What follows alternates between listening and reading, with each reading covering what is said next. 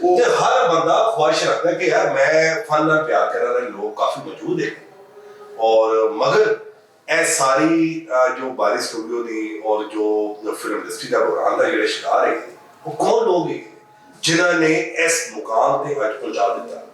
ਇਹ ਸਾਰੇ ਨਾ ਅਸੀਂ ਖੁਦ ਹੀ अच्छा ਐਮਨ ਸਾਹਿਬ ਦਾ ਇਹਦੇ ਵਿੱਚ ਇੱਕ ਬੰਦੇ ਦਾ ਫਾਲਟ ਨਹੀਂ ਹੈ, ਸਾਰੀ ਇੰਡਸਟਰੀ ਦਾ ਫਾਲਟ ਹੈ।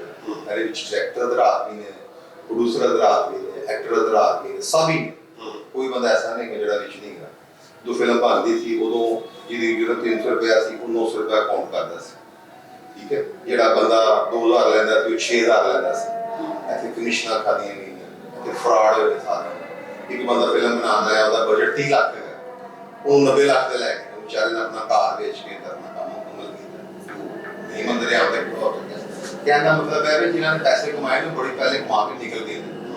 ਅੱਜ ਵੀ ਉਹਨਾਂ ਦੀ ਕਰੋੜਾਂ ਰੁਪਏ ਦੀ ਪ੍ਰਾਪਤੀ ਆ, ਉਹ ਤੇ ਵਿਚਾਰੇ ਮੇਰੇ ਖਿਆਲ ਨਾਲ ਦੁਨੀਆ ਜਿਵੇਂ ਮੇਰੇ ਅੱਲਾਹ ਨੂੰ ਚਲੇ ਗਏ। ਉਹਨਾਂ ਦੇ ਤੁਹਾਡੇ ਨਾਲ ਗੱਲ ਕਰਨੀ ਬਣਦੀ ਵੀ ਨਹੀਂ ਕਿ ਅਸੀਂ ਉਹਨਾਂ ਦੇ ਬਾਰੇ ਗੱਲ ਕਰੀਏ। ਹੁਣ ਨਵੀਂ ਜਨਰੇਸ਼ਨ ਨੂੰ ਤੁਸੀਂ ਕਹੋ ਨਾ ਕਿ ਉਹ ਪੈਸੇ ਲਗਾਵੇ ਤੇ ਕੰਮ ਕਰੇ, ਉਹ ਨਹੀਂ ਕਰੇ। ਉਹ ਤੁਹਾਨੂੰ ਪਤਾ ਅੱਜ ਟਿਕਟੋਕ ਤੇ ਬੈਠ ਰਹੇ ਨੇ, ਲਾਈਵ ਬੈਠ ਰਹੇ ਨੇ, ਉੱਥੇ ਪੈਸੇ ਕਮਾ ਰਹੇ ਨੇ। ਉਹਨਾਂ ਨੂੰ ਕੀ ਲੱਗੇ ਫਿਲਮਾਂ ਦੇ ਨਾਲ?